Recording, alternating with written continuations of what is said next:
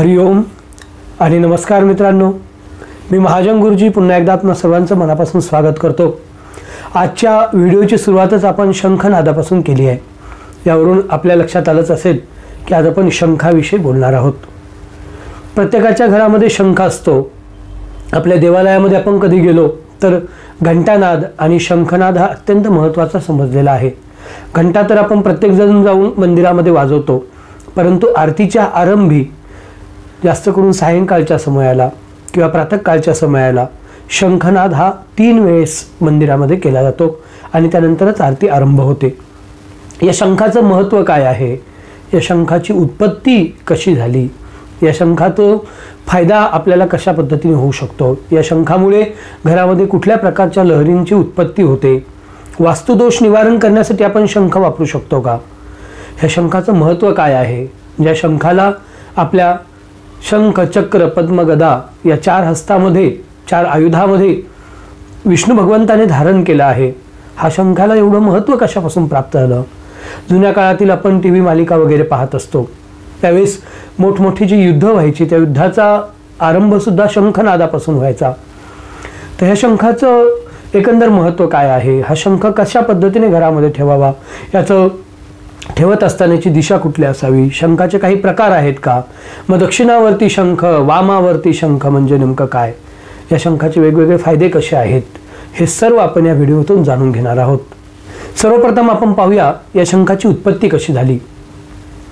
समुद्र मंथनामधून जेव्हा 14 प्रकारची रत्न बाहेर पडली, त्यामध्ये एक रत्न लक्ष्मी ही सुद्धा होती आणि त्याच लक्ष्मीला भगवान महाविष्णूंनी स्वतःची पत्नी म्हणून घेतलेला आहे। समुद्र मथना जाता जगदानंदकारिका हरिप्रिया च मांगल्या तांच श्रियम ब्रुवंतुनः। त्या लक्ष्मीनी जी हरिप्रिया आहे, जी मांगल्य उत्पन्न करणारी आहे, जी समुद्राच्या मंथनातून उत्पन्न झालेली आहे, तिने आमच्या घरामध्ये यावं, स्थिर व्हावं, आमच्या ज्या काही मनोचित कामना आहेत त्यांची सिद्धता करावी, अशी आपण श्री महालक्ष्मीची प्रार्थना करतो। आणि ह्याच लक्ष्मीचा भाऊ असणारा जो आहे तो शंख आहे। म्हणूनच लक्ष्मी ही भाऊबीजेच्या दिवशी शंखाचं पूजन करत असते, स्वतः पूजन करत असते। मग एवढी मोठी शंखाची महती आहे, ज्या समुद्राच्या मंथनातून देवदानवांच्या युद्धामध्ये जी 14 प्रकारची रत्न उत्पन्न झालेली आहेत, त्यामधील एक रत्न म्हणजे हा शंख आहे। मित्रांनो, या शंखाचं महत्त्व एवढं सुंदर आहे आणि एवढं अपरंपार आहे की आपल्या गृहपरिवारामध्ये हा शंख निश्चितपणे असला पाहिजे। शंखाच्या उत्पत्तीची दुसरी अजून एक कथा आहे की फार पूर्वीच्या काळामध्ये शंखासूर नावाचा एक राक्षस होता आणि ह्या राक्षसाने 4ही वेदांना पळवून नेलं आणि पाताळामध्ये लपवून ठेवलं। ब्रह्मदेवादी प्रत्येक लोकामध्ये हाहाकार उत्पन्न झाला आणि सर्वजण या महाविष्णूला शरण गेले। त्यावेळी महाविष्णूंनी आपल्या दशावतारापैकी अत्यंत महत्त्वाचा मत्स्य अवतार धारण केला आणि या शंखासुराचा नाश केला। आणि शंखासुराचा नाश करत असताना शंखासुराने सांगितलं की आपल्या हातून माझा उद्धार व्हावा, यासाठीही मी वेद शक्ती जी आहे किंवा वेद विद्या जी आहे ती पळवून पाताळामध्ये लपवून ठेवलेली आहे।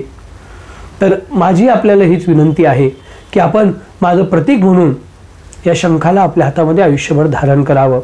आणि तेव्हापासून विष्णूने शंख चक्र गदा आणि पद्म, पद्म म्हणजे कमळ, या 4 गोष्टींना धारण करण्यास सुरुवात केली, अशी ही एक कथा पुराणामध्ये वर्णन केलेली आहे।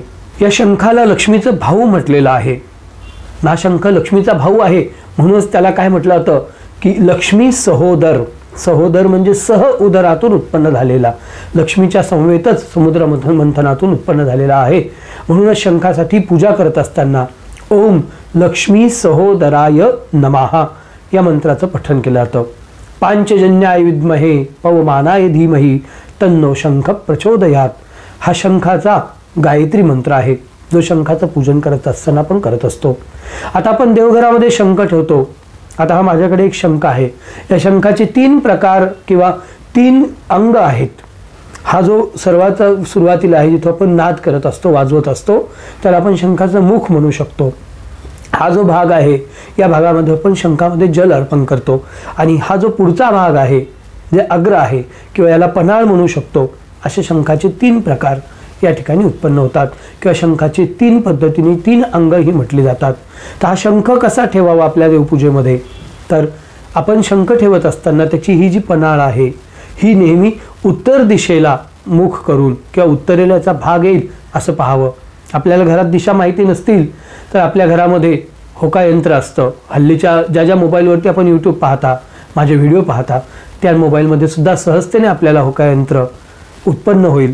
त्यातून आपण दिशा निर्देश करून घ्या आणि ही पन्हाळ उत्तरेच्या दिशेला येईल या क्रमाने आपण शंख देवघरामध्ये ठेवला पाहिजे. या शंखामध्ये काय करावं तर शंखामध्ये जल भरून ठेवावं. शंखाला कधीही हळद आणि कुंकू अर्पण करू नये. चंदन जरूर लावावं. हल्लीच्या काळामध्ये केमिकल चंदन असतं, त्यामुळे केमिकल चंदन न लावता स्वतः उगाळून उत्पन्न केलेलं चंदन असेल किंवा चंदनाची गोळी असेल ती भिजून जरी चंदन लावलं, अष्टगंध जरी आपण परमेश्वराच्या कृपेने त्या ठिकाणी लावलं तरीही ते चालू शकतं. शंखामध्ये कधीही अक्षता वाहत नाहीत. श्वेत पुष्प ही शंखाला अत्यंत प्रिय आहेत, त्यामुळे सफेद वर्णाची सफेद रंगाची पुष्प आपण शंखामध्ये अर्पण करू शकतो. शंखामध्ये नेहमी जल भरून ठेवावं आणि त्याच समवेत एक विशेष उपाय म्हणून चांदीचा चौकोनी किंवा आयताकृती रेक्टँगल किंवा स्क्वेअर प्रकारचा एक कॉईन, ज्याच्यावरती लक्ष्मीचा फोटो वगैरे काही नसेल परंतु स्क्वेअर किंवा रेक्टँगल स्वरूपातला कॉईन असेल, तो कॉईनसुद्धा आपण शंखामध्ये ठेवावा. ते केल्यामुळं काय होतं की आपण ज्यावेळी शंखामध्ये अशा पद्धतीने जल भरून ठेवतो आणि एक लक्ष्मीच्या स्वरूपामधील चांदीचा कॉईन ठेवतो, त्यावेळी जलावरती सुद्धा परमेश्वराच्या कृपेने चंद्राचा प्रभाव आहे. त्यामुळे नवग्रहांचे जे दोष आहेत ते घरातील दोष किंवा पूजा करणाऱ्या व्यक्तीच्या आयुष्यातील दोष निवारण होतात. कारण आपल्याला माहिती असेल तर चंद्र हा सुद्धा समुद्राच्या मंथनातून उत्पन्न झालेला आहे, ज्याला क्षीरसागराचं मंथन असं म्हटलेलं आहे. खऱ्या अर्थाने समुद्र मंथन म्हणजे कुठल्या तरी समुद्रामध्ये खूप मोठा एखादा डोंगर टाकलाय किंवा पहाड टाकलाय आणि सापाने सर्व राक्षसांनी देव फिरवतायत अशी फक्त फोटोमधली कल्पना आहे. प्रत्यक्ष समुद्र मंथन काय आहे याविषयी अत्यंत वैज्ञानिकदृष्ट्या सिद्ध असलेला आणि पौराणिकदृष्ट्या सुद्धा शास्त्रावरती अधिष्ठित असलेला व्हिडिओ मी लवकरच आपल्यासाठी घेऊन येईल. तर मित्रांनो, अशा पद्धतीने आपल्या घरात ठेवलेला शंख, शंखातील जल आणि त्यामध्ये ठेवलेला कॉईन किंवा चांदी, या चांदीवरती, जलावरती आणि शंखावरती तीनही शक्तीवरती चंद्रशक्तीचा अर्थात सोमशक्तीचा प्रभाव असतो. त्यामुळे घरात उत्पन्न होणारे वादविवाद हे कमी होतात आणि परस्परातील सामंजस्य वाढतं. म्हणून शंखामध्ये नेहमी आपण चांदी आणि जल, चांदीचा कॉईन आणि जल हे निश्चितपणे ठेवलं पाहिजे. पूजा करून झाल्यानंतर दुसऱ्या दिवशी शंखातलं जे जल आहे ते पूजा द्रव्यावरती प्रोक्षण करावं, शिंपडावं, स्वतःवरती थोडंसं शिंपडावं आणि उरलं तर आपल्या संपूर्ण घरामध्ये सुद्धा शिंपडून घ्यावं. त्यामुळे जी नकारात्मक ऊर्जा आहे ती निवारण होते. शंखनादाने सुद्धा नकारात्मक शक्तींचा नाश होतो. त्यामुळे शंखनाद आपण स्वतः करू शकलो तर अत्यंत उत्तम आहे. जसं मी व्हिडिओच्या सुरुवातीला शंखनाद केला तर अत्यंत सोप्या पद्धतीने आहे. त्यामुळे श्वसनाचे जे विकार आहेत ते सुद्धा नष्ट होऊन जातात. हा शंख पूजन करत असताना शक्यतो ज्या पद्धतीने इथे होल आहे किंवा छिद्र आहे, हा शंख वाजवण्यासाठी घ्यावा. असा शंख पूजनामध्ये ठेवू नये. पूजनामध्ये शंख ठेवत असताना जो पूर्णपणे निपुणता आहे असा शंख आपण पूजनामध्ये ठेवावा. पूजनाचा शंख हा वाजवण्यासाठी घेऊ नये आणि जो वाजवण्याचा शंख आहे तो आपल्या नित्यपूजेमध्ये ठेवू नये. हे अत्यंत महत्त्वाचं आहे. जसं मी सांगितलं, शंखाला श्वेतपुष्प अर्पण करावीत. तांदूळ, हळद, कुंकू हे कधीही शंखाला अर्पण करू नये. त्याचप्रमाणे शंखामध्ये 2 प्रकार आहेत, एक दक्षिणावर्ती शंख आणि एक वामावर्ती शंख. मी आज आपल्यासाठी दोन्ही शंख घेऊन आलेलो आहे. ज्याचा मी आता नाद केला, वाजवला, तो वामावर्ती शंख आहे. हा माझ्या डाव्या हाताला आहे आणि शंख आपण सरळ पकडल्याच्या नंतर ज्यावेळी डाव्या हाताला त्याचा हा अग्रभाग येतो, जल अर्पण करण्याचा भाग येतो, याला आपण वामावर्ती शंख असं म्हणतो. तर दक्षिणावर्ती शंख कसा आहे तर आपण हा शंख हातामध्ये पकडल्यानंतर उजव्या हाताला, दक्षिण म्हणजे उजवं, वाम म्हणजे डावं, तर माझ्या उजव्या हाताला ज्यावेळी शंखाची ही पन्हाळ येणार आहे, शंखाचा हा अग्रभाग येणार आहे, त्याला दक्षिणावर्ती शंख म्हणतात. दक्षिणावर्ती शंख हा कधीही वाजवण्यासाठी वापरला जात नाही आणि दक्षिणावर्ती शंख असतो त्याला मागच्या बाजूने होलसुद्धा नसतं. अशा स्वरूपातला दक्षिणावर्ती शंख ठेवावा. आता या 2 शंखामध्ये फरक काय आहे तर वाजवण्यासाठी आपण वामावर्ती शंख घेऊ शकतो, नित्यपूजेसाठी आपण दक्षिणावर्ती शंख ठेवावा. दक्षिणावर्ती शंख हा गृहपरिवारामधील ग्रहक्लेश नष्ट करणारा आहे, विद्यार्थीजनामध्ये एकाग्रता उत्पन्न करणारा आहे, विद्यार्थीजनामध्ये स्मरणशक्ती वाढविणारा आहे आणि जो पूजा करणारा आहे त्याचं सर्वथा सौख्य करणारा आहे. म्हणूनच वामावर्ती शंख काही कमी महत्त्वाचा आहे असंही नाही, किंवा आपल्या घरात जर वामावर्ती शंख असेल तो एकटा जरी पूजेत असला तरीही चालू शकेल, परंतु दक्षिणावर्ती शंख हा सर्वश्रेष्ठ मानला जातो. तो मोठ्या प्रमाणामध्ये प्राप्त होत नाही, तो दुर्मिळ असतो. पवित्र क्षेत्र असणारं वाराणसी असेल, ऋषिकेश असेल, हरिद्वार असेल, कन्याकुमारी असेल, अशा स्थानामध्ये आपल्याला शुद्ध आणि अत्यंत श्रेष्ठ असणारे शंख सहजतेने प्राप्त होऊ शकतात. काही काही शंखामध्ये हा जो मागचा भाग असतो ही टोकं खूप मोठ्या प्रमाणामध्ये पुढे आलेली असतात. हे शंख युद्धाच्या प्रसंगी वापरले जात होते, त्यामुळे नित्यपूजेसाठी आपल्या घरामध्ये ते शंख ठेवू नयेत. आपण दर्शनी म्हणून किंवा मग एक छोटंसं प्रतीक म्हणून दर्शनी भागामध्ये डेकोरेटिव्ह मटेरियल म्हणून आपण ते ठेवू शकता. मित्रांनो, या शंखाचा आपण पूजनामध्ये अजून काय उपयोग करून घेऊ शकतो, तर आपण ज्या वेळी पूजन करत असतो त्यावेळी आपल्याकडे श्रीयंत्र असेल, लक्ष्मीची मूर्ती असेल किंवा भगवान विष्णूची, बाळकृष्णाची मूर्ती असेल, तर त्यांच्या दिवशी, गुरुवारच्या दिवशी किंवा अष्टमीला श्रीयंत्रावर, एकादशीच्या दिवशी किंवा पौर्णिमेच्या दिवशी विष्णूच्या किंवा बाळकृष्णाच्या मूर्तीवरती या शंखामध्ये जल घ्यावं किंवा शंखामध्ये जल आणि दूध हे एकत्र करून घ्यावं आणि दूध भरलेल्या शंखाने त्या परमेश्वरावरती अभिषेक आपण करावा. विष्णूला तर हे विष्णू तर्पण अत्यंत प्रिय आहे. ज्यावेळी शंखामध्ये आपण तुलसीपत्र ठेवतो, शंखामध्ये दूध भरून ठेवतो आणि दूध भरलेल्या शंखाने विष्णूच्या मूर्तीवरती किंवा बाळकृष्णाच्या मूर्तीवरती त्याचं नामस्मरण करत ओम विष्णवे नमः, ओम श्रीकृष्ण परमात्मने नमः, श्रीकृष्ण शरणम मम असे साधे सोपे मंत्र घेऊन आपण जरी 21 वेळा, 51 वेळा, 108 वेळा जल अर्पण केलं तो मंत्र बोलून, तर ते एक प्रकारचं विष्णू तर्पण होत असतं. आणि विष्णू तर्पणामध्ये वापरलेला शंख हा अत्यंत सिद्ध म्हटला जातो. आपण अनेकदा व्हिडिओमध्ये पाहिलं असेल की बालाजीच्या मूर्तीवरती वेगवेगळी द्रव्य, औषधी द्रव्य म्हणून हळदीचं जल असेल, त्याप्रमाणे सौभाग्य द्रव्य म्हणून कुंकुवाचं जल असेल, औषधी द्रव्य हळदीच्या समवेत थोडेसे वेगवेगळ्या प्रकारची औषधी अर्पण करून, सर्वौषधी अर्पण करून, जटामसी वगैरे अर्पण करून त्याचं जे जल असतं ते सुद्धा विष्णूच्या मूर्तीवरती किंवा बालाजीच्या मूर्तीवरती अर्पण केलं जातं. त्याने सुद्धा या शंखातून उत्पन्न होणारी जी काही पवित्र लहरी आहेत, स्पंदनं आहेत, ती स्पंदनं आपल्याला अत्यंत कृपा प्राप्त करून देतात.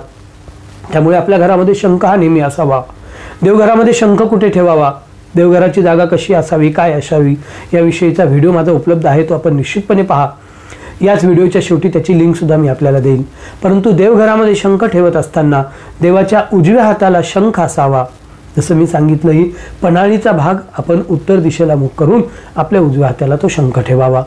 आणि डाव्या हाताला घंटा असावी, कारण पूजा करत असताना आपण डाव्या हाताने पटकन घंटा उचलून घेतो आणि देवाला अगरबत्ती ओवाळतो किंवा देवाला निरंजन अर्पण करतो. त्यामुळे डाव्या हाताशी घंटा असावी, उजव्या हाताजवळ शंख असावा. आपण जी पूजा करतो ही पंचमहाभूतांची पूजा आहे. पृथ्वी तत्वाची पूजा करत असताना आपण पृथ्वीची पूजा करतो, भूमीची प्रार्थना करतो. जलतत्वाची पूजा करत असताना आपल्या देवपूजेमध्ये कलश असतो. वायुतत्वाची पूजा आहे, अग्नितत्वाची पूजा आहे आणि आकाश तत्वाची पूजा आहे. अग्नितत्वाची पूजा करत असताना हे तिसरं महत्त्वाचं तत्व आहे. त्यावेळी आपण दीपज्योतीची, दिव्याची पूजा करतो. आणि भगवंताच्या कृपेने वायुतत्वाची पूजा करत असताना आपण घंटीची पूजा करतो. घंटा नाद केल्यानंतर त्या आवाजाने वायुमंडळाची शुद्धता होते. त्यामुळे वायुतत्वाचं प्रतीक घंटा ही आहे. तर आकाश तत्वाचं प्रतीक काय आहे, तर हा शंख हे आकाश तत्वाचं अत्यंत सिद्ध प्रतीक आहे. कारण शंखाच्या आतमध्ये जी मोकळी जागा असते, हा शंख कशाही पद्धतीने ठेवला तरी आपण कधीही देवाच्या पूजनामध्ये सर्व ज्या मूर्त्या ठेवतो त्या मूर्त्या नेहमी भरीव स्वरूपातल्या असतात. पोकळ स्वरूपातल्या मूर्त्या देवपूजनामध्ये ठेवू नये. मात्र शंख हा पोकळ असला तरीही पूजनामध्ये ठेवला जातो. कारण याची जी मोकळी जागा असते ती मोकळी जागा ही शंखातलं आकाशतत्व आहे.